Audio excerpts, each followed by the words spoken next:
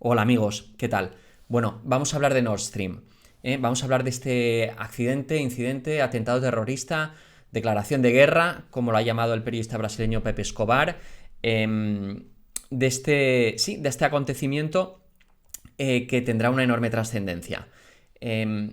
No sabemos qué consecuencias va a tener. Es decir, por un lado, sabemos que va a tener consecuencias a nivel de la posibilidad de abastecer a Centro Europa con gas ruso por gasoducto. Sabemos que tiene consecuencias para Rusia en términos de perder el grifo del gas, o por lo menos el grifo es de esa tubería, ¿no? De la única que le permite llevar gas directamente a Alemania sin atravesar países terceros hostiles como son Ucrania y Polonia.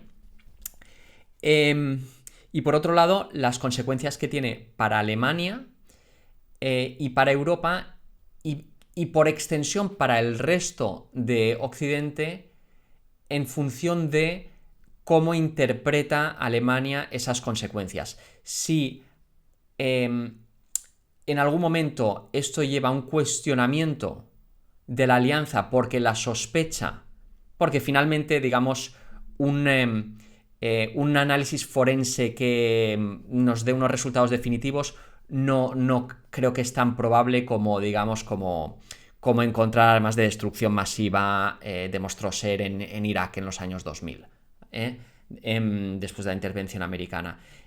No creo que ocurra. Sí que podemos tener como... Entonces, ¿hacia dónde se decantará la sospecha mayoritaria y qué grado de énfasis en la esfera pública y en la sociedad alemana, qué importancia cobrará este asunto? Porque si los alemanes perciben que Estados Unidos o Estados Unidos barra Reino Unido barra Polonia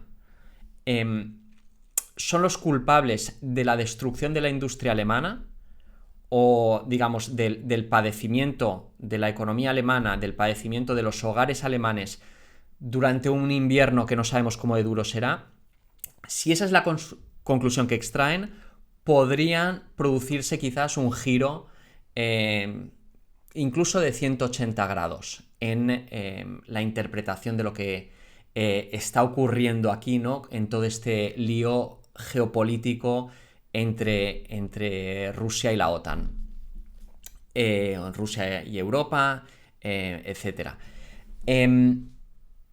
Entonces, ¿qué ha ocurrido? ¿Qué sabemos que ha ocurrido?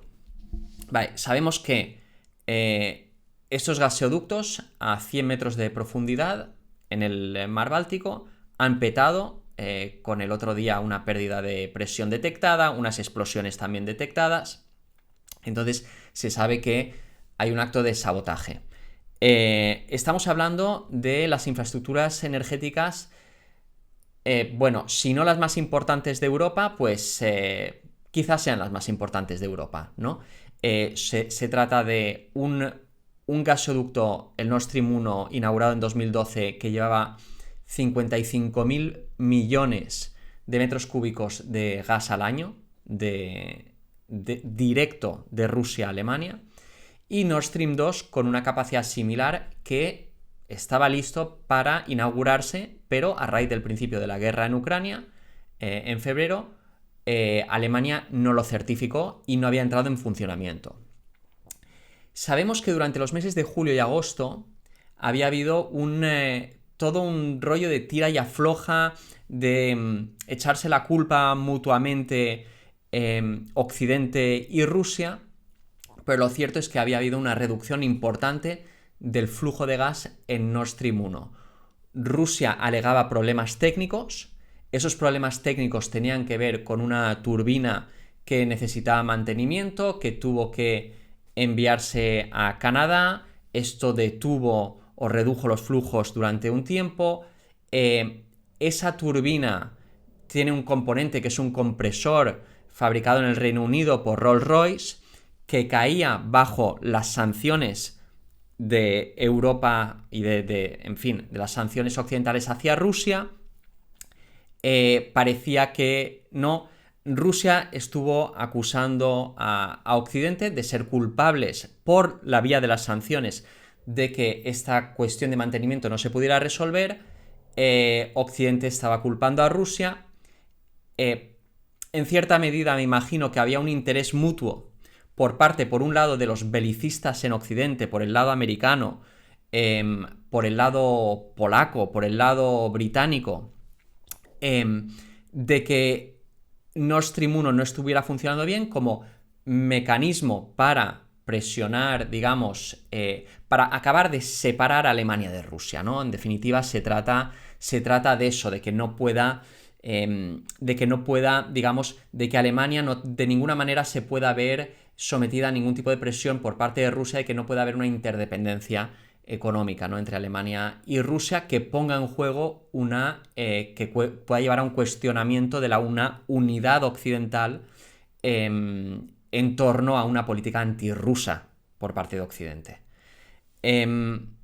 Hablaremos más de esto es algo que viene de largo, ¿no? Pero desde luego que habría ahí un interés, ¿no?, por la parte occidental en reducir esos flujos durante el verano que ya se vieron en el Nord Stream 1. Por el lado ruso, también, por el lado ruso, es decir, para presionar a Occidente no era una buena idea que Alemania llegara al invierno o al principio del otoño con sus depósitos de gas llenos, ¿no? Reducir el flujo es una forma de presionar. Por lo tanto, ¿no?, para presionar a Alemania y presionar a Europa para que sean menos severos con sus sanciones o para que no... Que entiendan también que o sea, que habrá consecuencias si el apoyo a Ucrania por la vía de envío de armamentos, etcétera, pues sigue creciendo y sigue con la dinámica actual. Entonces, ahí habría un interés mutuo, digamos, por los dos lados, por el occidental y el ruso. Quien no tiene ese interés, evidentemente, es Alemania. No lo tiene ni la industria alemana, ni lo tienen los hogares alemanes, ¿vale? Y de Alemania, y por extensión, diría de la Unión Europea prácticamente en su conjunto. Tampoco le interesa esto a Italia, no nos interesa a nosotros tampoco. Entonces, sabemos que en julio y agosto se estaba produciendo esto. También sabemos que en el mes de junio Baltops, que es la OTAN, estuvo haciendo ejercicios en el Báltico, ejercicios submarinos que tenían que ver con el desminado en torno a la isla de Bornholm, que es donde ha petado la tubería, o las tuberías. En ese mismo lugar, 14 de junio, aquí lo tenemos, operaciones de Baltops. También sabemos que un día antes de que peten estas tuberías, la OTAN estaba alardeando, aquí lo tenemos en Twitter y en su web, de ejercicios ¿no?, en los que participaban distintos países con drones submarinos. También sabemos que el 22 de septiembre Rusia denunció un intento de sabotaje en las instalaciones donde, digamos, empieza el gasoducto Turkstream, que trae gas a Europa desde Rusia, pero pasando por Turquía. Estos elementos los tenemos. Bueno, los medios de comunicación occidentales nos quieren hacer creer, con todo tipo de contorsiones, como les gusta a ellos, que ellos nos quieren hacer creer que ellos no saben o no sospechan que alguien en Occidente ha hecho esto, ¿no? Nos quieren hacer sospechar que fueron los rusos. Y claro, los gobiernos occidentales quieren lo mismo.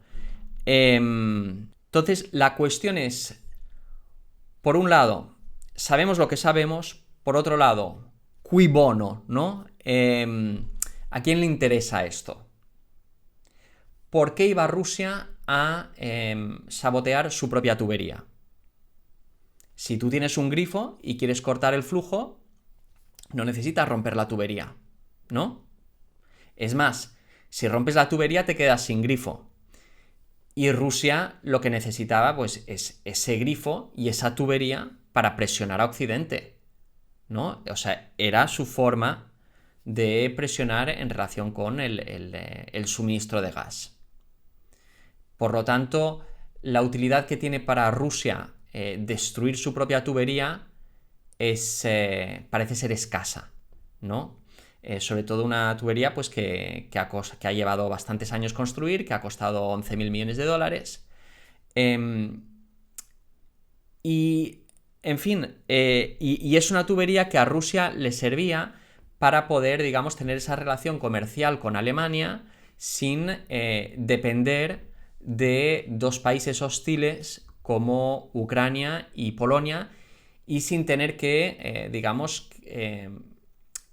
que pagar a estos países los derechos de paso, independientemente de que no sé cómo se reparte, si pagan, no, o sea, si cuando el gas atraviesa Polonia o atraviesa Ucrania se cobran derechos de paso, no sé si, digamos, lo sufraga principalmente el comprador o el proveedor, ¿no? Me imagino que ambas partes parcialmente, ¿no? En todo caso, teníamos estas tuberías, estos gasoductos que cruzaban el mar Báltico, que ya lo podemos llamar mar de la OTAN, creo, ¿no? Porque ahora con la anunciada o esperada, en todo caso, incorporación de Suecia y Finlandia a la OTAN, vemos que realmente, aparte de Kaliningrado y la pequeña zona de costa en torno a San Petersburgo, es un mar en el que todos los países limítrofes son de la OTAN, ¿no?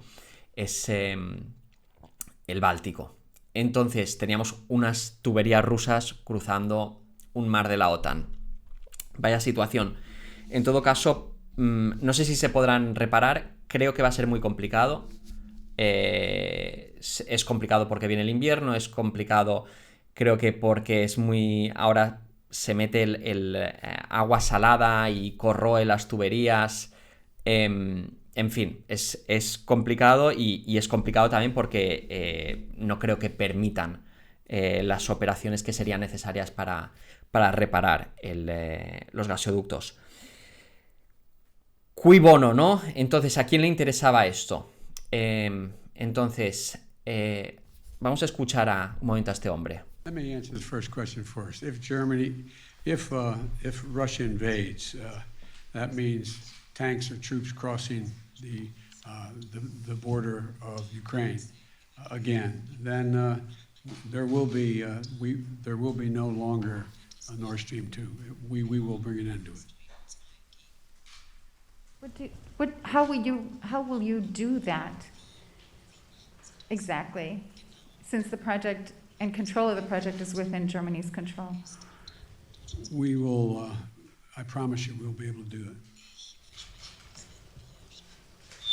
Schönen Dank für Ihre Frage. Thank you very much for your question. I want to be absolutely clear. Vale, eso es ¿vale? Eso creo que era el 4 de febrero. Y es en una rueda de prensa conjunta con Olaf Scholz, que acaba de convertirse en canciller alemán. Y lo dice así. O sea, lo dice... Le están diciendo, eso es una infraestructura alemana, o sea, ¿tú cómo vas a garantizar que funcione o no funcione? Y, vamos, la cara de Biden es de... ¿Qué me estás contando? Esto haremos lo que haga falta y lo hacemos nosotros. Y lo dice teniendo al alemán al lado. Lo dice con el alemán al lado. No muestro más del vídeo, ¿vale? Pero es una rueda de prensa conjunta. Al lado tiene a Olaf Scholz. Ese es el nivel de independencia... de autonomía estratégica de Europa, ¿vale? Ahora, vamos a ver a este señor. Igual habéis visto esto por ahí. A ver. Vale. Radek Sikorski. Día 27 a las 5:30. O sea, lo supo antes que yo. Encantado, ¿no? Entonces, Radek Sikorski publica esto en Twitter. Gracias, Estados Unidos. ¿Quién es Radek Sikorski? Radek Sikorski es un otanista que fue ministro de Defensa de Polonia, después fue ministro de Asuntos Exteriores de Polonia. Está casado con Anne Applebaum, que es una columnista intelectual neocon, columnista en el New York Times, una opinadora pública, digamos, muy, muy belicista desde hace muchos años. Y él lleva muchos años preocupado por la cuestión del Nord Stream, ¿no? Os puedo mostrar una serie... Bueno, él publica esto, ¿no? La imagen del gas, ¿no? Del metano burbujeando ahí en el Báltico, y él da las gracias a Estados Unidos. Este tuit, que se quedó ahí colgado durante 2 días, después lo quitó, bueno, igual no sabe a quién está dando las gracias, pero esta es su portada de Twitter. Él y Biden. Entonces, él es parlamentario europeo y es el presidente de la delegación Estados Unidos-Unión Europea en el Parlamento Europeo. ¿Vale? Y él lleva, digamos, combatiendo Nord Stream toda la vida. De hecho, tenemos en el... bueno, vamos a ver lo que él dice, digamos, en el tweet que viene junto con el otro en el que está dando las gracias a Estados Unidos, ¿no? Dice: no hay ningún problema de capacidad para llevar gas ruso a Europa Occidental. La única lógica que tenía Nord Stream era poder chantajear a Europa del Este. O sea, era para que Putin pudiera chantajear o hacer la guerra contra Europa del Este con impunidad. Todos los países bálticos y Ucrania se han opuesto al Nord Stream, a la construcción de Nord Stream, desde hace 20 años. Ahora 20.000 millones de chatarra no yacen en el fondo del mar. Este es otro coste para Rusia de su decisión criminal de invadir Ucrania. Alguien, y entonces le dice al Ministerio de Asuntos Exteriores de Rusia, alguien ha hecho una operación de mantenimiento especial. ¿Vale? Esto dice Sikorsky. Él está pletórico, ¿no? Él está muy contento. Entonces, pero vemos esta cosa, ¿no? Él dice, Ucrania y los países bálticos llevan 20 años oponiéndose a esto. Como si Ucrania y los países del Báltico tuvieran potestad para decidir si Alemania y Rusia pueden construir una tubería conectándose entre ellos, ¿no? De hecho, ya en el año 2006, Sikorsky había dicho... Aquí tenemos un artículo en una publicación báltica que habla es del 2010, y habla de las críticas de Sikorsky, que era ministro de Asuntos Exteriores en aquella época, al proyecto del Nord Stream. Y menciona que ya desde el 2006, cuando Sikorsky era ministro de Defensa polaco, había comparado el proyecto del Nord Stream al pacto Molotov-Ribbentrop, por el que la Unión Soviética y Alemania se repartieron Polonia en 1939, ¿no? O 40. Entonces, o sea, imaginaos, ¿no? O sea, este hombre ve y, o sea, claro, no es solo él, ¿no? O sea, él refleja una forma de interpretar estas cuestiones, ¿no? Entonces, para Polonia, una relación de cercanía entre Rusia y Alemania es que, claro, les recuerda las particiones de Polonia al final del siglo XVIII, por las que Polonia acabó por desaparecer como Estado independiente, para resurgir, ¿no? Después, al final de la Primera Guerra Mundial, y después el pacto Molotov-Ribbentrop. O sea, para Polonia, digamos, Rusia y Alemania tienen que no entenderse. O sea, si hay un entendimiento entre Rusia y Alemania, para lo que sea, para Polonia eso es visto como una amenaza, ¿no? Y curiosamente, el otro día, el día de del atentado contra el Nord Stream fue el día de inauguración de un nuevo gaseoducto que va de Noruega a Polonia, mismo día. Bueno, entonces hemos visto a Biden confiado en que ellos pondrán fin a Nord Stream 2, si es el caso. Vemos aquí que la oposición polaca histórica a Nord Stream 1 y cómo, bueno, ¿no? De una forma quizás sin darse cuenta de la tontería que estaba haciendo, Sikorsky acusó a Estados Unidos de ser culpables. Yo he oído alguna teoría por ahí diciendo, bueno, igual fueron los polacos y entonces señalan a los americanos. Pero bueno, no sé, no creo que los polacos se atrevan. Y a lo mejor tampoco tienen la capacidad ellos. O sea, al parecer esto es, digamos, una operación de gran complejidad, a 100 metros de profundidad. Estas son tuberías muy robustas y no te las cargas, que están hechas para soportar unas presiones enormes, y esto es una operación que no está al alcance de cualquiera.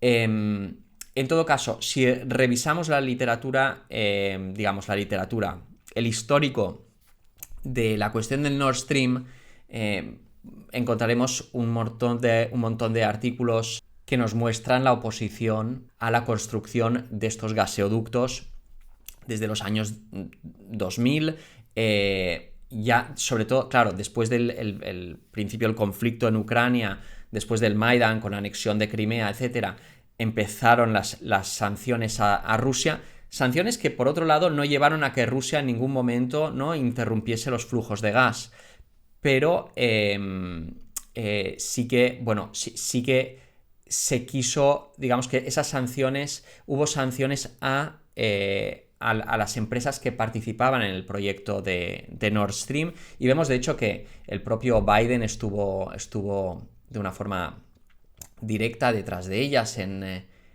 Aquí tenemos, por ejemplo, esto es 2016, Biden dice, el gasoducto Nord Stream 2 es un mal negocio para Europa.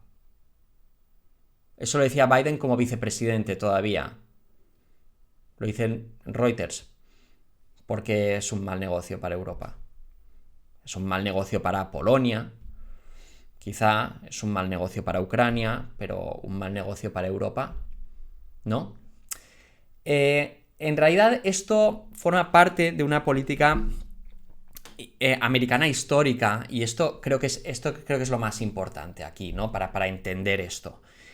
Aquí hay una historia de un problema de Europa y la energía. Es decir, Europa no tiene hidrocarburos propios, entonces los tiene que importar de algún sitio. Entonces los importaba de Estados Unidos originalmente, cuando empezó a ser importante el petróleo, ¿no? Cuando empezó la industria automóvil, cuando empezó a utilizarse en los barcos, etcétera, principios del siglo XX, y Estados Unidos y Rusia eran las dos fuentes principales de petróleo para Europa, antes del desarrollo de Oriente Medio.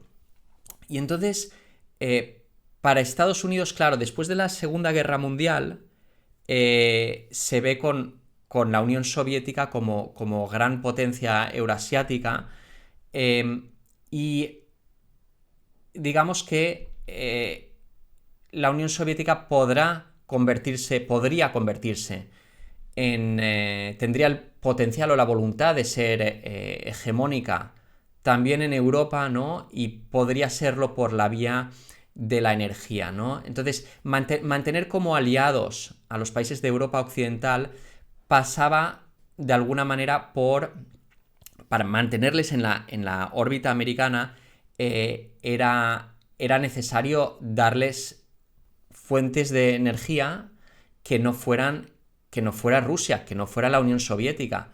Y en el momento en el que hubiera una interdependencia energética entre Europa y Rusia, más allá, digamos, de las cuestiones ideológicas de la Guerra Fría, lo que se perfila es un bloque económico que une, ¿no?, la industria alemana y los recursos energéticos de Rusia para de alguna manera crear un bloque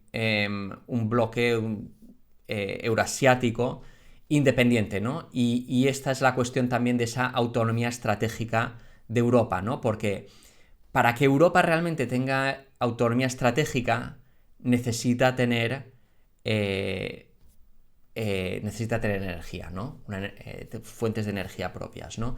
Entonces, este siempre fue un problema, ¿no? Para Estados Unidos, dentro de la competición geopolítica con Rusia y la necesidad de impedir que hubiera una potencia hegemónica en Eurasia, que históricamente habría sido Rusia. Me gustaría leeros un par de párrafos de esta mujer, Helen Thompson. Ella es profesora en la Universidad de Cambridge, es profesora de economía política y ha escrito una obra recientemente, recién publicada a principios de este año, que se llama Desorden, en la que traza, digamos, toda la historia geopolítica en relación con la energía, ¿no?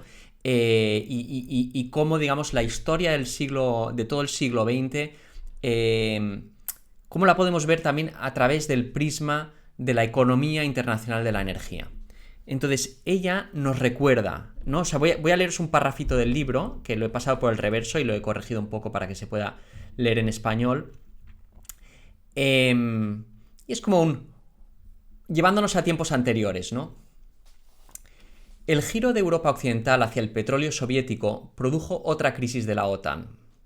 Cuando los soviéticos comenzaron a construir el oleoducto de Druzhba, el oleoducto de Druzhba de la Amistad, que llevaba el petróleo soviético primero a Europa Oriental y luego a Europa Central, necesitaban tubos de acero de diámetro ancho de las empresas de Europa Occidental.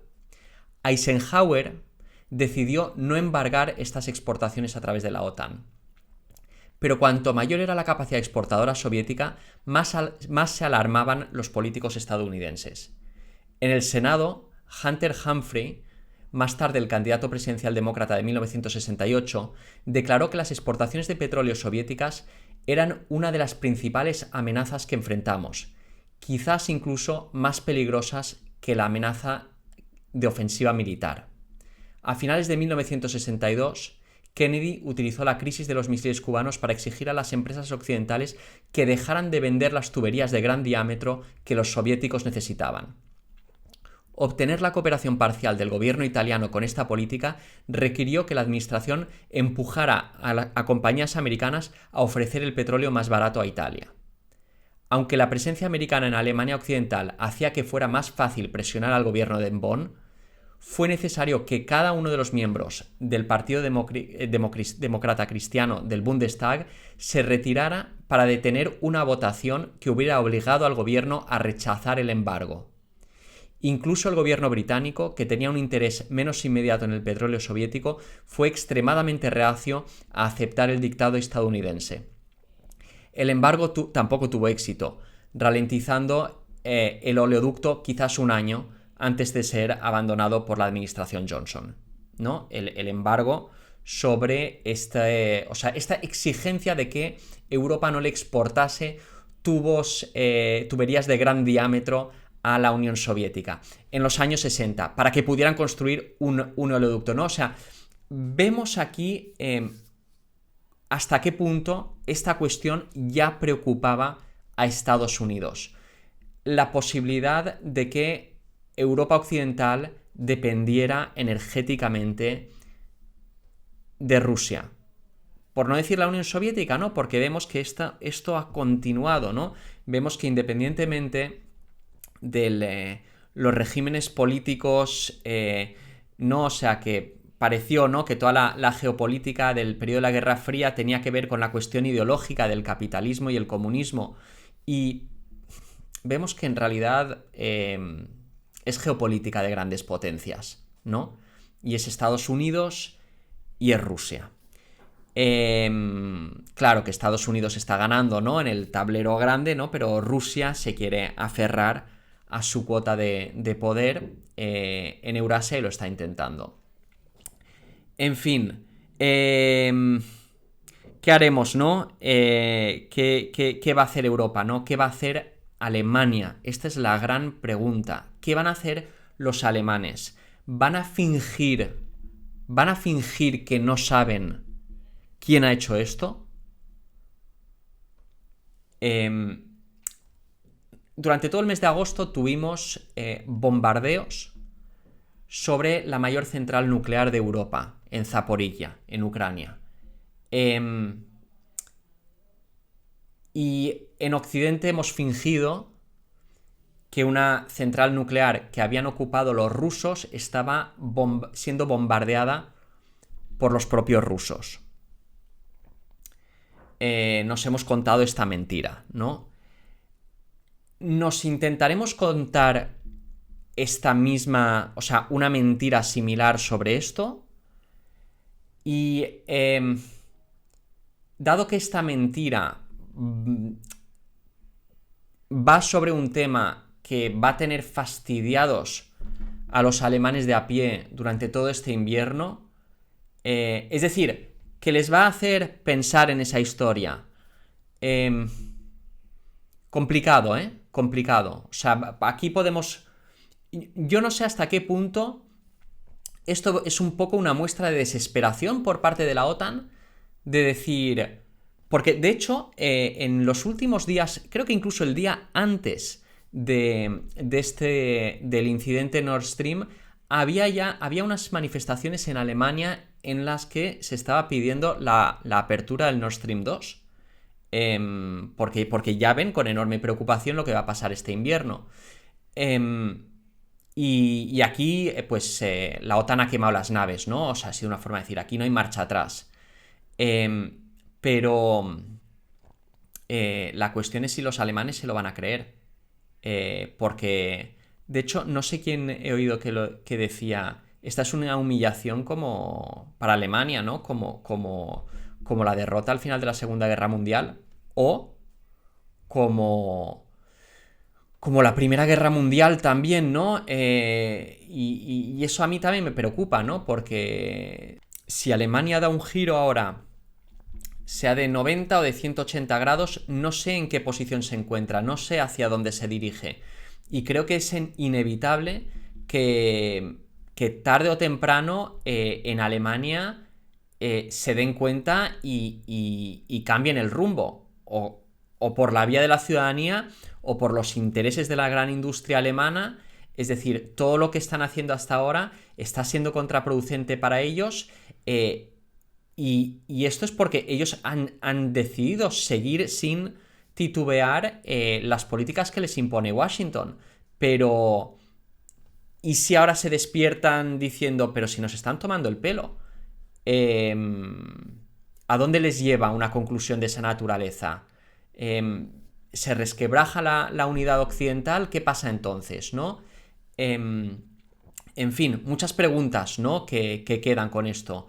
¿Qué opinas tú? ¿Crees que Alemania... ¿crees que, digamos, el corsé atlantista, otanista es demasiado fuerte? ¿Que no hay, digamos, que ningún país, ni siquiera Alemania, ¿no? Que hasta hace poco, digamos, recordamos la crisis del euro, ¿no? O sea, la forma de la que Alemania avasalló a toda Europa, básicamente, y no sé, creo que todos tuvimos la impresión de que Alemania era un país que seguía sus propios intereses, ¿no? Y es tan sorprendente, ¿no? Ver ahora cómo se dejan engañar. En fin, ¿qué opinas tú? Es decir, ¿crees que Alemania se mantendrá encorsetada por este poder otanista o buscará forjar su propio camino? Creo que esa es la gran pregunta. ¿Qué opinas tú al respecto? Déjame un comentario abajo, va. Y bueno, déjame un me gusta ya que estás. Y nada, y si quieres comparte el vídeo. En fin, espero que también que te haya servido de algo este vídeo. Creo que ha aportado algunos elementos que igual ya conocías y otros que pues igual no, pero en todo caso espero que hayan sido útiles. Venga, va, nos vemos en el próximo vídeo. Chao, chao.